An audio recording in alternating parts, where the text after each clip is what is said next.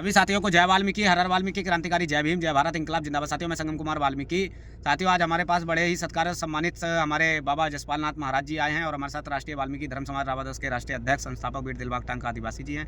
तो हम लोग एक अहम विषय को लेकर यहाँ पर बैठे करें। तो पहले सबसे पहले हम जानते हैं कि हमारे बाबा जसपाल नाथ जी महाराज जी क्या संदेश देना चाहेंगे लोगों से, जी बताएं। सबसे पहले सबको जय वाल्मीकि। हम समाज को यही संदेश देना चाहते हैं कि जो हमारा राइट है 12.5% का, वो अभी लागू नहीं हो रहा है। तो हम सारे समाज एक यहाँ एकत्र होकर जो 12.5% जो एजुकेशन में है, नौकरियों में है और जो MLA MP में है, वो हमारा जो 12.5% अदर कास्ट जो हमारे भाई हैं वो खा जाते हैं। उनके लिए हम सब ने रल मिल के काम करना है। इसीलिए हम इसी प्रचार के लिए पूरे देश में घूम रहे हैं और आज भी हम हरियाणा में इधर आए हुए हैं। तो मेरी सारे जितने भी संगठन हैं, जितने भी इस काम के मुखिया हैं, सबको मैं एक बेनती करना चाहता हूं कि हम अपने समाज के लिए सभी लोग इकट्ठे हों। अपने जो स्वार्थ हैं, छोटे छोटे स्वार्थ, उनको छोड़ के अपने बच्चों के लिए, आने वाले भविष्य के लिए काम करें।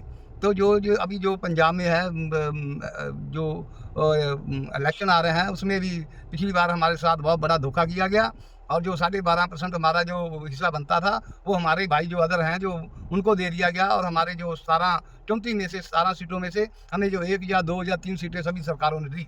इसीलिए भी हम पूरे पंजाब में संघर्ष कर रहे हैं। इस बार ये बात जो काम है हम होने नहीं देंगे और कोई भी हो, हम इसलिए कोई भी पार्टी जो हमारे साथ धोखा करेगी, हम उसका पूरे पंजाब में विरोध करेंगे।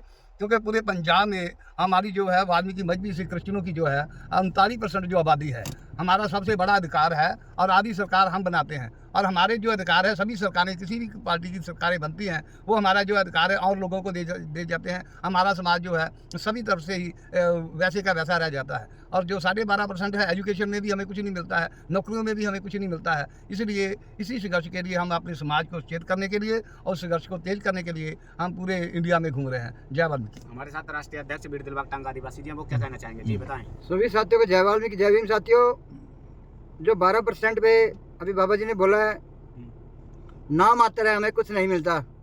हमारी नौकरियां सरकारों ने खत्म कर दी। जो सीपर, PN, माड़ी, चौकीदार, ड्राइवर हमारे लोग लगते थे, उस पर ठेकेदारी निजीकरण कर दी। निजीकरण में 9,000 रुपये तनख्वाह कट कटा के हमें 5,000 रुपये मिलती है। आज हम इस देश में गुलाम हैं। जब देश आज़ाद हुआ तो सबको ज़मीनें बटी थी। आज़ादी होने के बाद इंदिरा गांधी जो माननीय थी हमारी, उन्होंने ज़मीनें दी थी हरियाणा, पंजाब, हिमाचल में।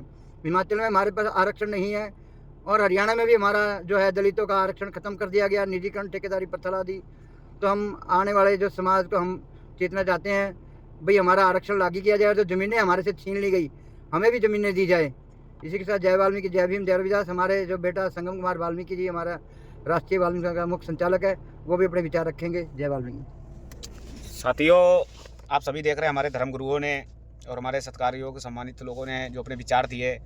जब माननीय सुप्रीम कोर्ट ने, सर्वोच्च न्यायालय ने हमारे हक में फैसला दे दिया था आरक्षण वर्गीकरण का, 12.5% का लाभ हमारे लोगों को मिलना चाहिए, लेकिन वो लाभ आज तक कोई भी सरकार हमें देने को तैयार नहीं है।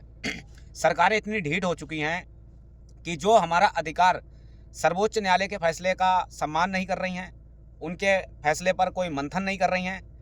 जबकि उनके द्वारा स्पष्ट गाइडलाइंस दी गई थी कि मुख्यमंत्री महोदय चाहेंगे तो अपने स्तर से अपने राज्य में आरक्षण वर्गीकरण लागू करेंगे, लेकिन वो लाभ अभी तक लोगों को नहीं दिया जा रहा है। कई प्रदेश ऐसे पड़े हैं जहां पर आरक्षण वर्गीकरण को लागू नहीं किया गया है।